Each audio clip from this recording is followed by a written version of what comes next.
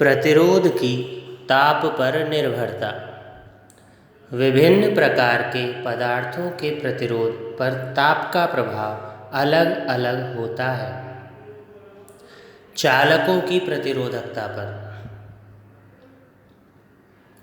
यदि किसी तार के एकांक आयतन में इलेक्ट्रॉनों की संख्या n, इलेक्ट्रॉनों का द्रव्यमान m तथा आवेश E है, तो L लंबाई तथा A अनुप्रस्थ परिच्छेद क्षेत्रफल वाले तार का प्रतिरोध R बराबर ml/ne² A τ, अर्थात प्रतिरोध श्रांति काल के व्युत्क्रमानुपाती होता है।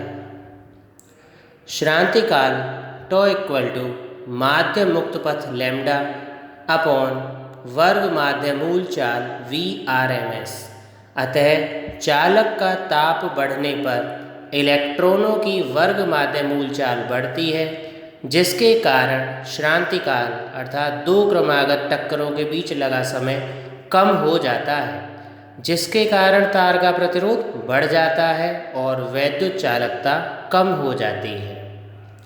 यदि 0 डिग्री सेल्सियस पर तार का प्रतिरोध R0 हो तथा T डिग्री सेल्सियस पर RT हो, तो RT R0 1 + αT, जहाँ अल्फा एक नियतांक है जिसे प्रतिरोध ताप गुणांक कहते हैं। मिश्र धातुओं की प्रतिरोधकता पर, मिश्र धातुओं का प्रतिरोध ताप बढ़ने पर बहुत कम बढ़ता है।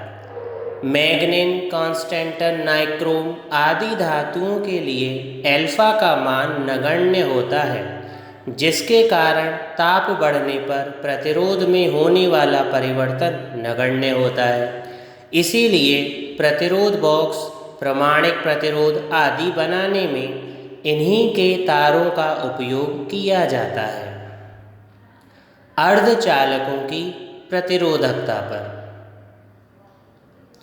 जब अर्धचालकों जैसे सिलिकॉन, जर्मेनियम आदि का ताप बढ़ाया जाता है तो उनके सहसंयोजक बंध टूटने लगते हैं, जिसके कारण इलेक्ट्रॉन कोटर युग्म उत्पन्न हो जाते हैं और n का मान बढ़ जाता है, किंतु श्रांतिकाल τ का मान कम हो जाता है।